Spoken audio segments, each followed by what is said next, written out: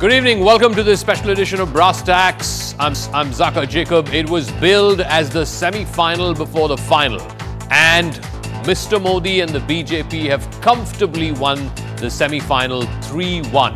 Particularly important are the wins, the 3 wins that the BJP has had in the Hindi heartland states, Rajasthan, Madhya Pradesh and Chhattisgarh. In 2 out of these 3 states, the BJP rode on anti-incumbency. It dislodged incumbent Congress governments there.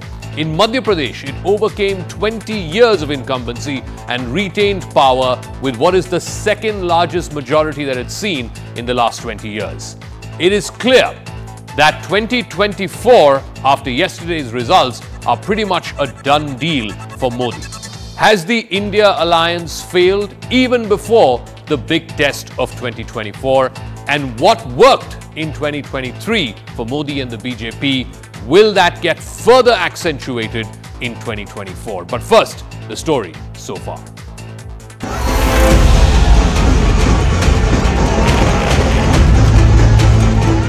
आज हर गरीब कह रहा है वो खुद जीता है।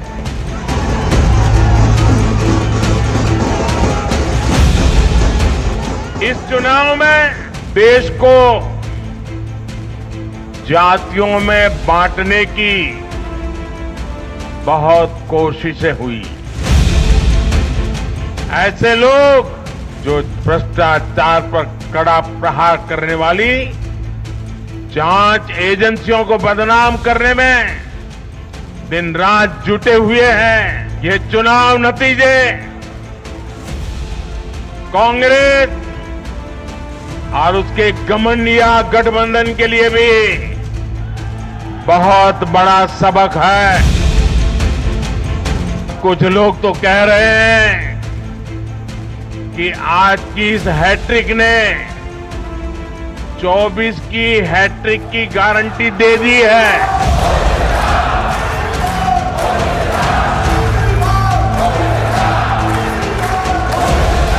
इस सत्र में पराजय का गुस्सा निकालने की योजना बनाने के बजाय इस सत्र में अगर सकारात्मकता के साथ आगे बढ़ेंगे तो देश उनके तरफ देखने का दृष्टिकोण बदलेगा।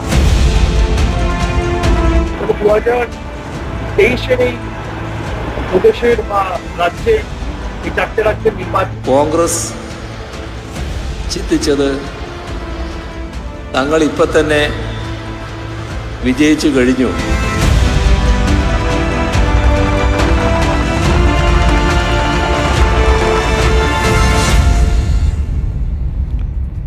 All right, so is the 2024 hat-trick guaranteed? Based on yesterday's results, you would tend to think so. And we will show you that in graphics here, basis the strike rate of Narendra Modi and Rahul Gandhi in these 4 state elections that concluded.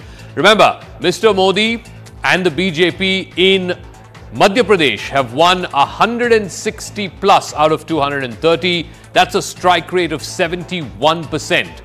Whereas for the Congress and for Rahul Gandhi, it's just 64 out of 230. That's a strike rate of less than 30%. So Congress won less than 1 out of every 3 seats it was contesting. Now, let's go to the next state, the state of Rajasthan, where the BJP has 115. The strike rate is 55%. So a little more than 1 out of every 2 seats that the BJP fought in, it won. Whereas for the Congress, it is 73 out of 198 or 199, which is again just a shade above 33%. It's 37%, which means 1 out of 3 seats the Congress won in Rajasthan, whereas the BJP won 1 out of 2, more than 1 out of 2. And of course, in the state of Chhattisgarh, where no one expected the BJP, certainly the exit pollsters did not expect the BJP to get this kind of a landslide victory. They won 54 out of 90. Mr. Modi's strike rate there is 60%. So 6 out of 10 seats, 3 out of every 5 seats the BJP fought in, it won in Chhattisgarh. Whereas the Congress, it's just 38%, again, 1 out of 3. So the strike rate is very, very clear that it is the BJP and Mr. Modi, who have an overwhelming strike rate in these three Hindi heartland states. Now, what are the factors that powered this? One, of course, and we've talked about this, about the Mahila factor. And we showed this to you as to how in Madhya Pradesh, for example, there were 18 lakh more Mahila voters this time around, and that powered the BJP's ascendancy back into power even after 20 years of anti-incumbency. 18 lakh voters, 2.41 crore women voters in 2018. That became 2.72 crore. Now, if you go back and plot this on a map, and we've done that, which are the constituencies where there were more women voters than men? And it gives you an indication of why this was such a critical factor. In Madhya Pradesh, there were more than 34 seats. 34 seats where there are more women voters than men. And out of those 34, the BJP won 26. The Congress won just 8 seats. So the BJP had more than 3 times the number of seats than the Congress in seats that are dominated by women. And you can see what it also does is that those seats are in a cluster. The entire eastern part of Madhya Pradesh, the Vindhyachal region, the BJP completely swept. The Congress had just 3 seats in the entire Vindhyachal belt, whereas the BJP had 24 in this entire belt. And I think that is one absolute critical factor. This has always been a swing region. If you go back and check the 2018 elections, you'll see a lot more blue here than saffron. Whereas in 2023, the women consolidated heavily in favor of the BJP in Vindhyachal and in some parts of Mahakaushal, and that was a critical factor. And you can see this in Rajasthan as well. Even though the number of seats there where women outnumbered men or outvoted men, as it were, in absolute numbers is not much. But in terms of percentage, it's 23 out of 199 seats. And in those 23, the BJP won 12 and the Congress won only 8. And again, you can see that cluster of seats. That's why it has a ripple effect in constituencies, in neighboring constituencies. The ripple effect is absolutely important. So a whole cluster of seats here, I think about 9 out of the 12 seats that the BJP won, where women voters are higher than men, 9 of those happen to be in this Pali, Jhalore, Jhalawar, that belt in southern Rajasthan. These are seats that it lost to the Congress last time around. Now it's managed to regain those seats. So that is another critical M factor, or the Mahila factor. And the third most important factor, and this was decisive, most decisive, of course, in the state of Chhattisgarh, because they are an absolutely critical vote bank, and that is the tribals. So let's look at the tribal seats as far as Chhattisgarh is concerned. Remember, the Congress had made serious inroads in the tribal seats in 2018, but look at this. 20 out of the 33 seats, the BJP won. The Congress won just 12. But the important figure to pay attention to is this. The net gain for the BJP and the net loss. 17 of these seats, the BJP managed to wrest from the Congress. So basically, the BJP in 2018 had only 3 of these tribal seats. Today, it has 20. And it's not just in the southern part, which is the Naxal-affected Dantewada, Bastar belt, but also in the northern part of the state, the heavily dominant tribal reserved constituencies. The BJP completely swung it back. Gain of 17 to the BJP, loss of 16 to the Congress. So the Mahila and the tribals have come back to the BJP in a significant way, particularly in Chhattisgarh. So, having set this up and looked at the reasons for why the BJP did so extremely well in the 2023 elections, the Modi factor, the Mahila factor, and the Adivasi factor. Now, how does this set up for 2024? Remember, I want to take a step back and go back to 2018, because in 2018, the BJP had lost all these 3 states. It had lost Madhya Pradesh, it had lost Rajasthan, it had lost Chhattisgarh, and yet we saw the results of 2019. So just to extrapolate from that, in 2018, the BJP had 750 MLAs out of 1,545. So just a shade under 50%. So 49% was the MLAs that it had in 2018 in these 1,500 plus assembly constituencies. In 2019, the MPs, it converted to 177 out of 225 MP constituencies in these states.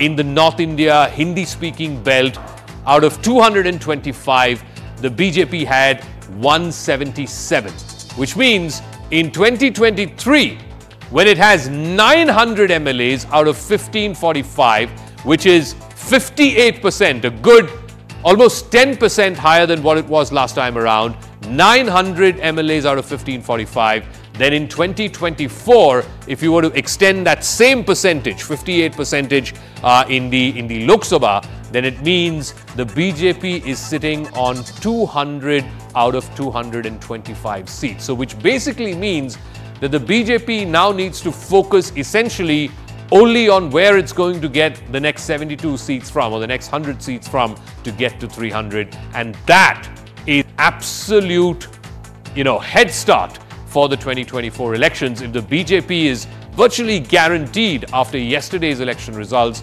that they start with this 200-seat head start in a race for 272, which is the halfway mark. Now, the BJP is, of course, eyeing major electoral gains. They're not going to be resting easy with yesterday's wins in these heartland states, and they're not going to be resting easy for just 272. Their aim is going to be higher, especially after yesterday, and that's what Prakash Javadekar has tweeted, and this is part of our Motorola India's Best 5G Smartphones tweet of the day. Hello, Moto. So this is what Mr. Javadekar has said, and I quote, BJP's massive win in 3 state assembly elections clearly point that Prime Minister Modi's popularity is growing and that people have faith in him. Even after 10 years, it is rising. 2024 results are clear. We will win 400 plus seats. Jai Bharat, Jai BJP. So let's get to our big debate topic tonight. Modi's 2024 hat-trick. Is it a done deal? Is it a guarantee? Hello, Moto.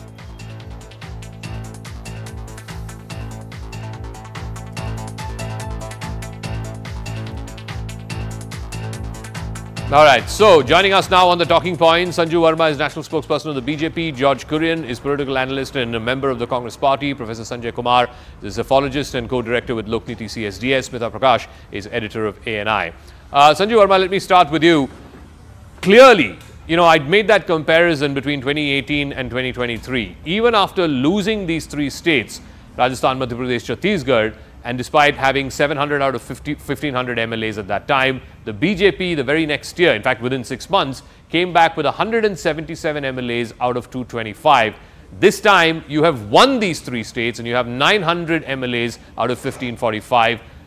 Are you then expecting a 200-seat head start out of this 225 in the heartland states? Zaka, first and foremost, thank you very much for putting facts in perspective. That was a brilliant introduction where you laid bare the numbers game with respect to, the states that went to polls few days back. And of course, the results have been outstanding and astounding for the opposition, But let's, get into the details, because I always say the devil is in the details. Yes, the BJP has had a strike rate of 71% in Madhya Pradesh, a strike rate of 55% in Rajasthan, a strike rate of 60% in Chhattisgarh. By the way, no political pundit or so-called analyst got Chhattisgarh right. Everybody said, BJP ko 33 se 34, in that range. And, Bhupesh Baghel has done a phenomenal amount of work for the tribals. But like they say, pop punditry had to eat humble crow. Coming to the moot point, I do agree that the Mahila voter, who's been called the silent voter, I think that's a wrong terminology. The so-called silent voter has actively made her voice, be felt in the results that have ensued. But I think when you look at the kind of numbers that the BJP notched up in Madhya Pradesh, it's not, 113 or 114 or 120. Yeah. When you get something like 163, that is the number that I saw last, it's a tsunami. It basically means that you not only swept 9 out of the 9 seats in Indore, you got about 51 out of the 67 OBC seats in Madhya Pradesh. But there's been a tsunami in terms of the tribal vote share having risen phenomenally as well. So the limited point I'm making is when you get the kind of numbers that the BJP did in Madhya Pradesh, it cannot simply be a pro-incumbency. It cannot simply be one sector or one sect of the electoral populace voting for the BJP. It is when there is an all-round consensus that humko dobara double engine sarkar chahiye. Yeah. It is only then that you can have the kind of rout that you see which the Congress faced and the kind of tsunami in terms of endorsement which the BJP saw. That's my point number one. My point number two is, for all the political pundits who said after Karnataka, and you know, we very humbly accepted the Karnataka verdict. We never went crying, sulking, whining, raving, ranting that EVMs are faulty, blah, blah, blah, because that is not how BJP does things. You know, every Tom, Dick and Harry, I'm sorry for this phrase, but everyone and everyone's uncle said, "Arey, Rahul Gandhi ne Karnataka mein kamal dikha diya. Bharat Jodo Yatra has finally come to fruition." If Bharat Jodo Yatra came to fruition in Karnataka, if Bharat Jodo Yatra is what you give credit to the Congress for its Telangana victory, then by virtue of the same logic, don't forget that Rahul Gandhi did spend a decent amount of time in Madhya Pradesh during his Bharat Jodo Yatra, and in 16 out of the 21 regions where he was campaigning during the Bharat Jodo Yatra, it is the BJP which has had a clean sweep. So clearly, if numbers are any indication, Bharat Jodo Yatra has had minimal impact in the Hindi heartland. That's my second point. But the most important point is this. I think, you know, never take your voters for granted, and I think the electorate is so smart. They are not gullible anymore.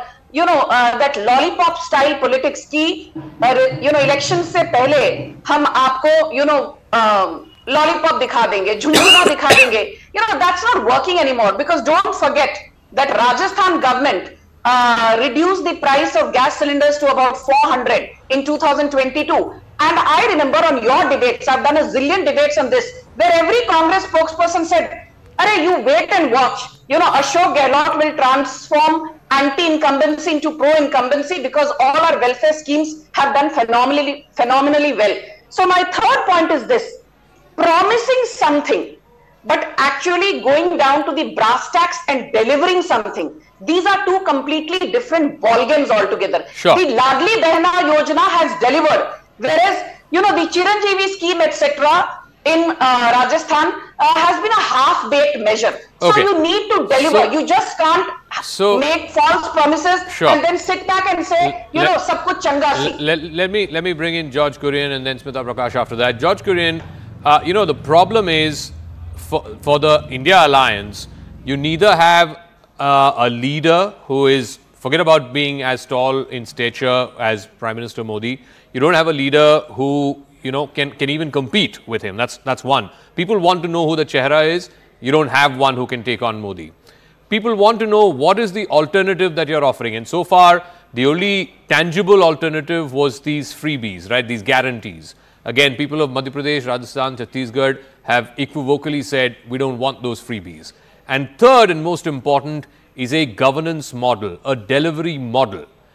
Even in Karnataka, where you promised these guarantees and you came to power, just in the last 6 months, we've seen how the state there is struggling to meet the financial implications of these guarantees. So the delivery model is also not there for you to show to the people of India. How then do you hope to compete and take on the might of the BJP? Zaka, very good evening to you, to my co-panelists on this debate and to your audience.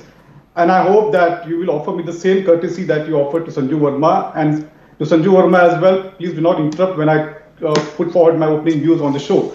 I need 120 seconds of uninterrupted time here on the show.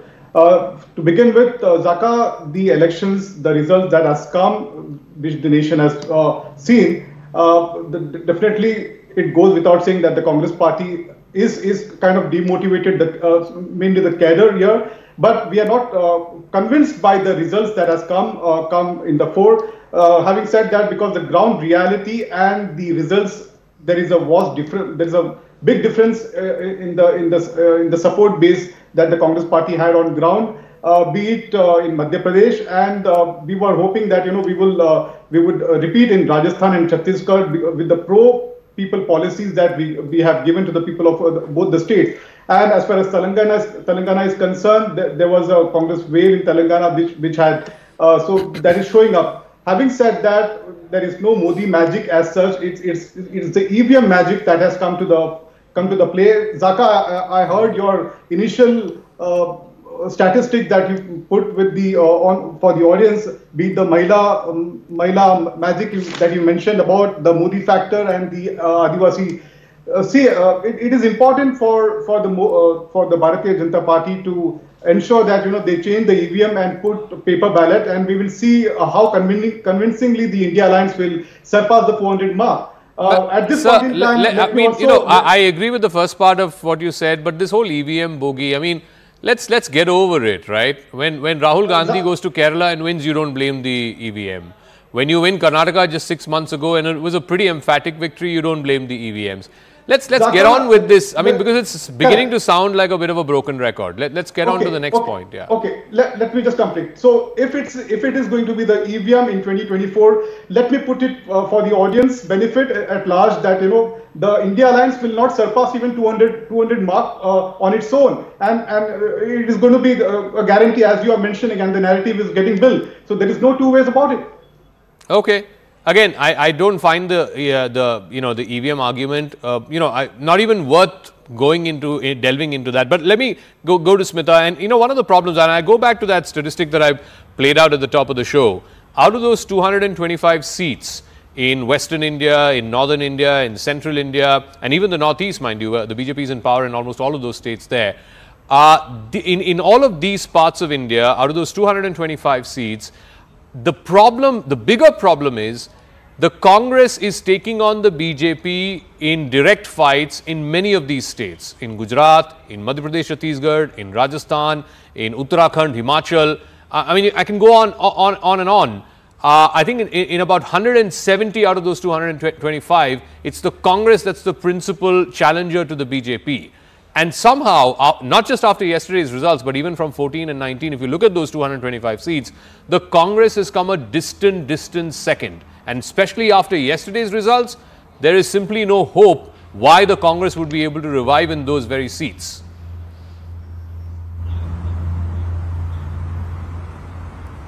Well, the Congress will have to go back to the drawing board. I don't see it as a no-hope situation. It's one election. They still have a couple of months, 5 more months to go. And I don't think even the BJP writes off the Congress. They take the Congress very seriously.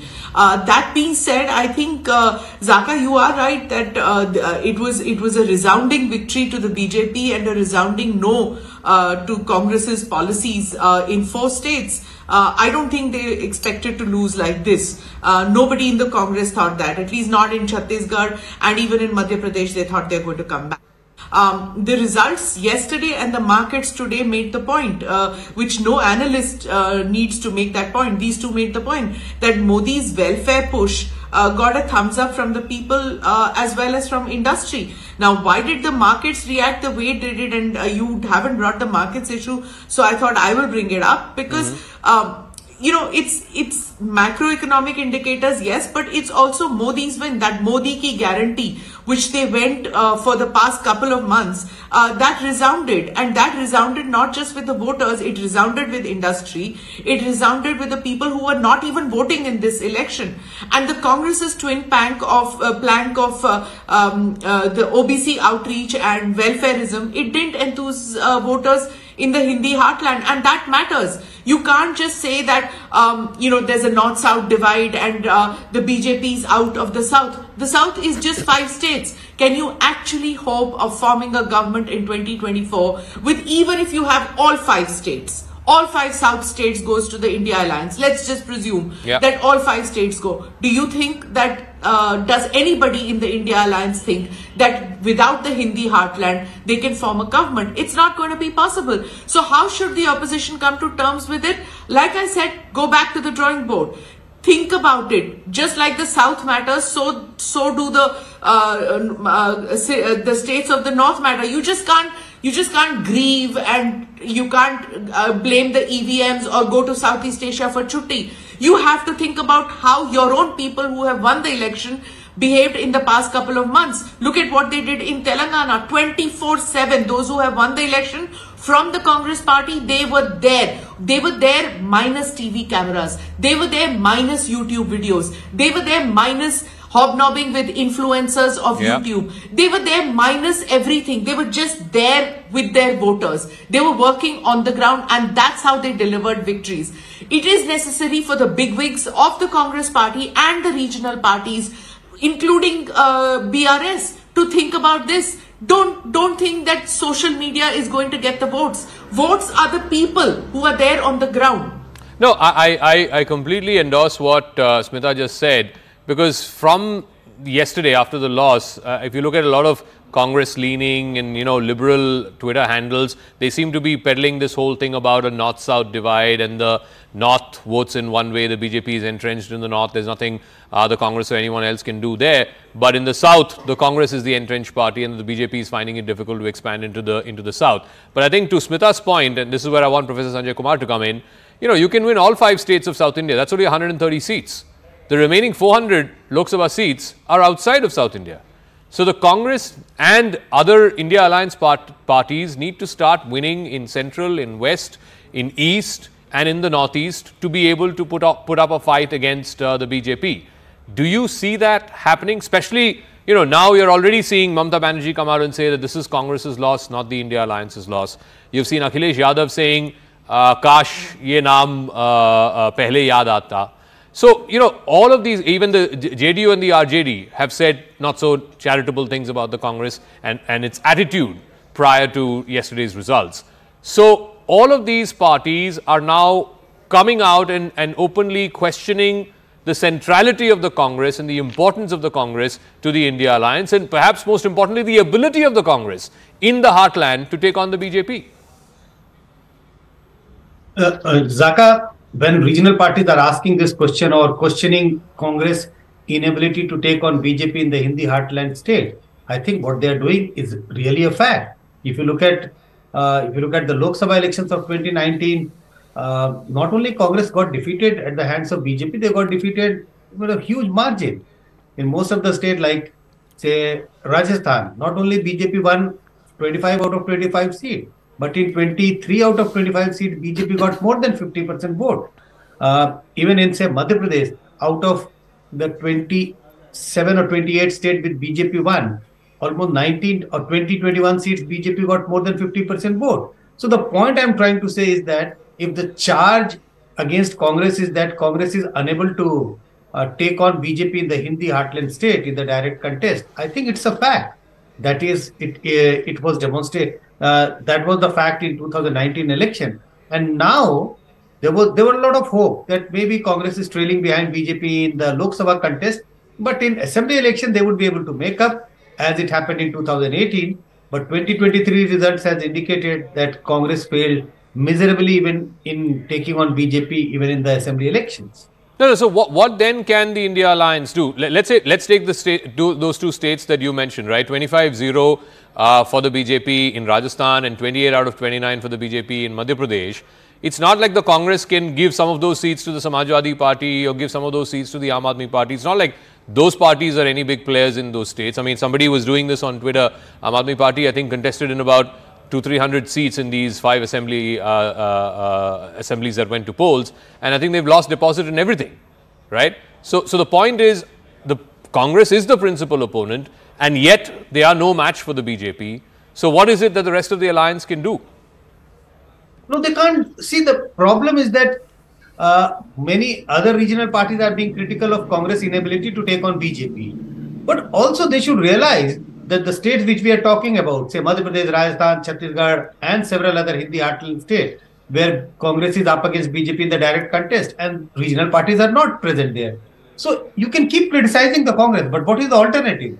Is the alternative that Congress can start leaving the seat for other regional party? That's not going to happen. So what is the point of criticizing and spoiling the collegiality among the India alliance partner. I think I don't see this alliance moving in the right direction. You are mounting a pressure on the Congress. Is it for Congress sacrificing a lot of seats in, say, other states like UP, West Bengal, and in other states? I think that may be the only strategy. Yeah. So I think that's a fair point. So let me ask Sanju Verma this. The fear amongst the India Alliance parties before yesterday's results, Sanju Verma, was that if the Congress were to win 2 out of 3 in these heartland states, then the Congress will suddenly become the big brother. They will dictate terms in seat sharing, who's going to be the chehra to take on Mr. Modi, so on and so forth. Now that the Congress has been humbled, do you see the likes of Mamata Banerjee, Nitish Kumar, Akhilesh Yadav all now being sort of their hand within the India Alliance is strengthened, and as a result, that might actually prove to be more beneficial to the alliance than having a stronger Congress? Zaka, let's be very honest. If anybody has observed the, demeanor of the ... alliance partners, I remember that after that big gathering at Mumbai at the Hyatt, they said that October 5th, we will have a joint roadshow in Bhopal. What happened? That joint roadshow in Bhopal was cancelled at the nth hour.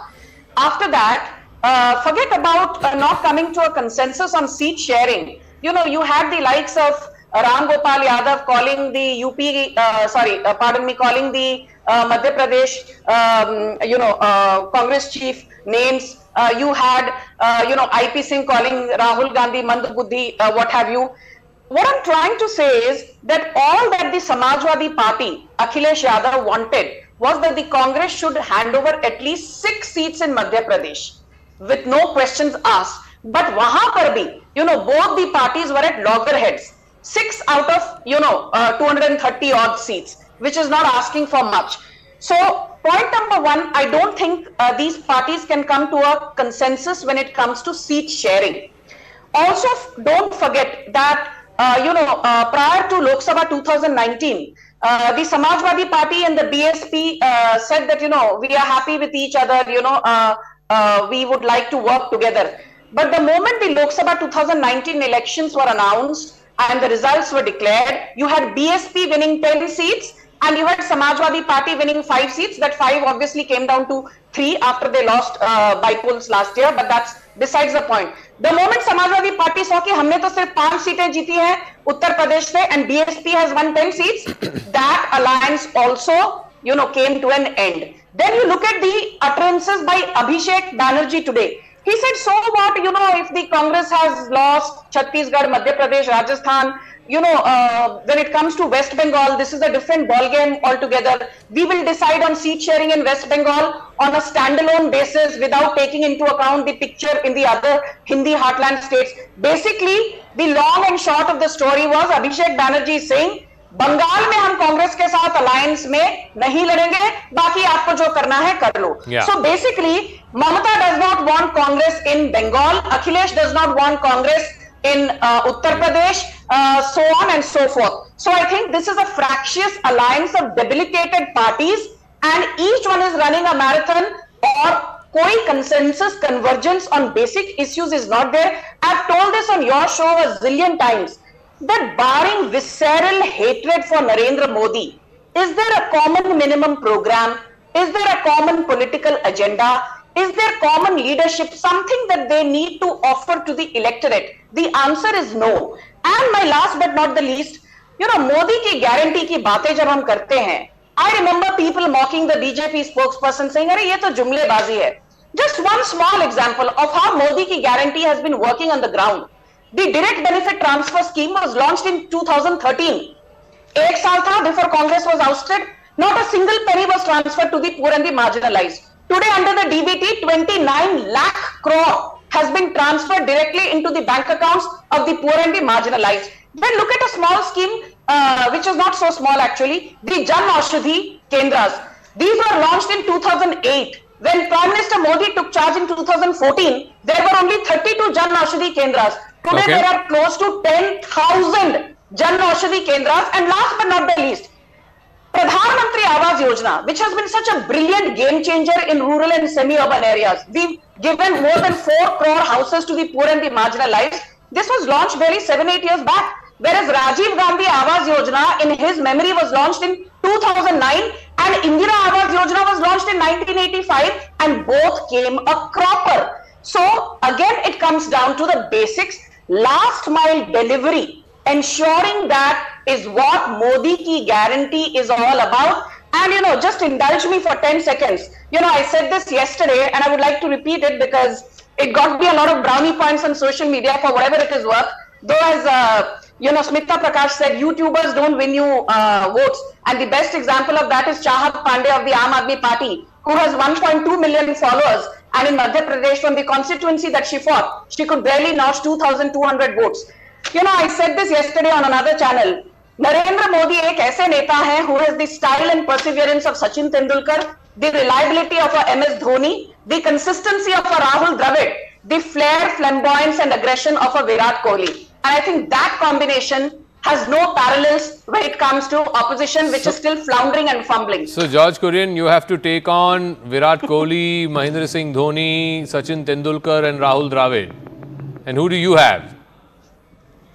Well, Zaka, for the benefit of your audience, let me reassure the audience that, the Congress party has the ability to carry everybody along who are part of the India bloc. It will come to a consensus as far as seat sharing is concerned, and also Congress party will come with a robust manifesto which will cater to every section of the society and to every caste, creed and religion. And also as far as face is concerned, you asked me about that question. There are many capable faces that the India bloc has, over 3-4 decades of experience with legislative and administrative. So there is no shortfall of ability in the India bloc. It's only that we are hopeful that things will work in our favor. But as I said, being optimistic is not the point here. The EVM are getting compromised is what we have a feeling out here. Mr. Kurian, let's please not go down that rabbit hole. But having said that, I have a piece of breaking news that's coming in, and I want you and Smita to weigh in on this. This is very interesting because now we are given to understand, and this is as per sources from the India Alliance, that in all likelihood, the meeting that was called for the 6th of December, that's the day after tomorrow, of the India Alliance will be postponed because of the unavailability of leaders including MK Stalin, Mamata Banerjee, Akhilesh Yadav and Nitish Kumar. A final decision will be taken on the postponement of the meeting tomorrow. Congress sources also suggest that they need to do some more homework and intermediary dialogues between parties before the next meeting. Now, Sharon has more details on this. Sharon, so is anybody in the Congress willing to say why this meeting was announced? Yesterday, even as counting was happening, this meeting was announced. And then today, all of these leaders publicly said, they have other meetings and they're unavailable and therefore can't come on the 6th. So this whole thing turned out to be a bit of an embarrassing situation for the Congress. Originally the message was in fact sent to the leaders on Saturday, a day before the counting took place. That is on December 2nd. They were, Congress party believed that they will be at least winning at least 3 states, and accordingly they will set up a meeting with the India Alliance on December 6th. But of course, now we are seeing that now that they have lost almost 3 states, and there are in fact leaders within the India Alliance party who are coming out and speaking against the Congress party, it has become a bit of an embarrassment. And now multiple leaders, MK Stalin, Mamata Banerjee, Akhilesh Yadav, all of them have said that they will, in all probability, will be skipping the meeting that is scheduled to take place on 6th of December. So now the Congress party sources have been suggesting that in all likelihood, there could be a postponement of this meeting. We'll get to know this tomorrow around the first half. But of course, the Congress party leaders have been suggesting that right now they need to do some homework. Clearly, there are a number of members within this alliance who are really disappointed with Congress, the way the seat sharing didn't work out. So now, internal discussion and reaching out to these disappointed leaders is something that the task is in front of Congress. Hence, before the next meeting, they are going to make sure that the issues or the differences that have come, they are planning to sort it out. We have to see how much that actually goes in favor of Congress party, because a number of leaders have told CNN News 18 that the things are going to be, of course, very different. It is not going to be the same as far as Congress party is concerned. Okay. It is going to impact the negotiation as well.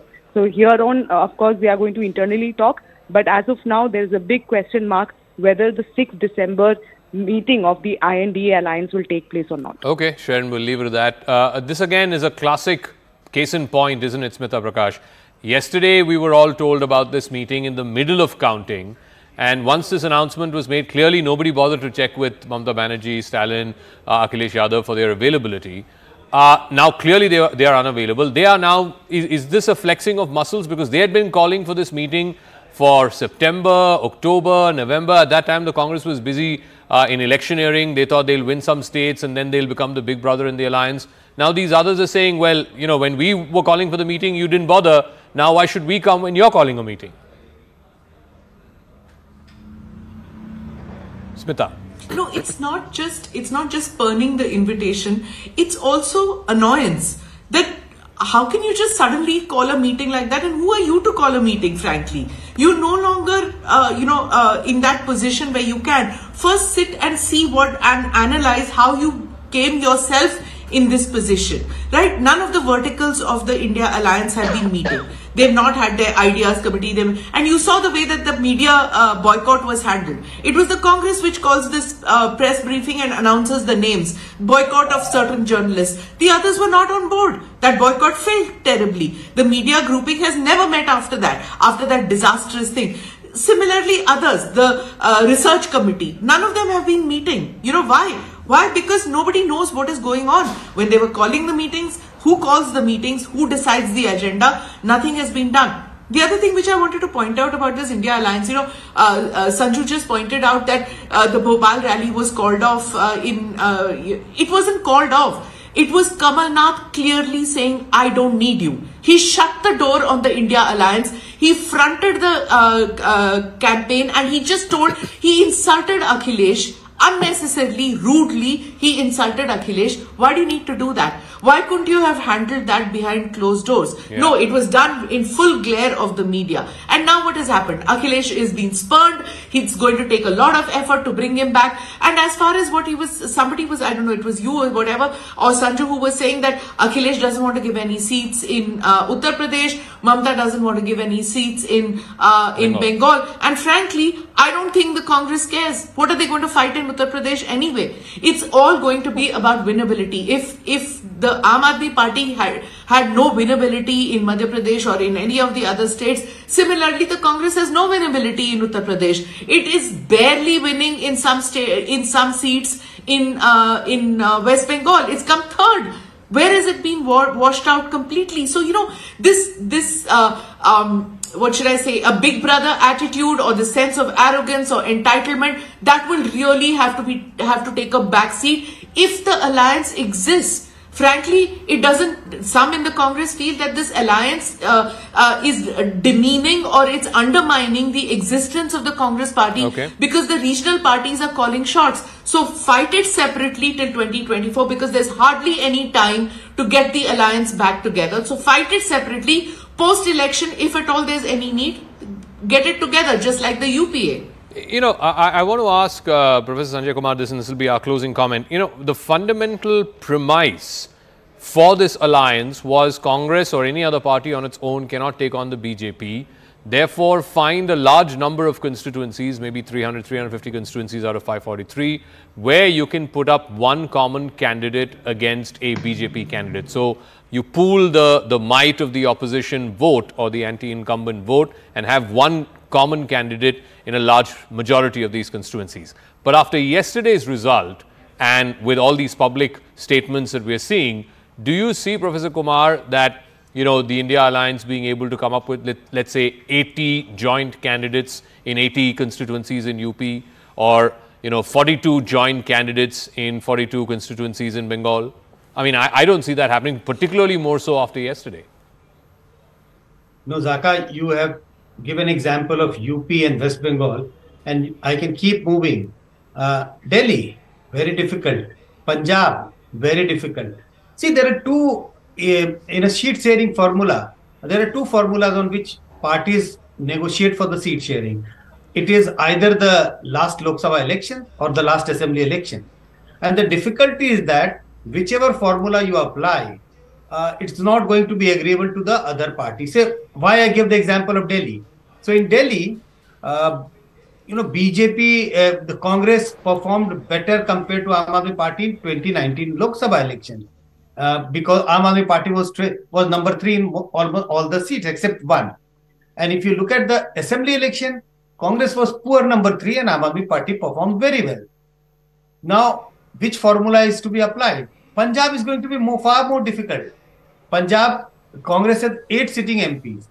And if you look at the last assembly election, Aam Aadmi Party did very well. By that logic, which logic to be applied? Is Congress ready to sacrifice 3 or 4 seats out of the 8 sitting MPs? Congress will not be ready to do that. Yeah. So you took examples of 2 states, I took example of 2 states, someone else can give examples of 2 more states, which raises the question, can India Alliance work out a seat sharing arrangement? I think I would put a big question mark on that. All right, we'll leave it at that. Clearly, there's a lot for the Congress and its alliance partners to mull over, particularly after yesterday's defeat and the degree of the defeat and the manner of that defeat in states where the Congress was sitting back, putting its leg up and sitting pretty, thinking that it'll win.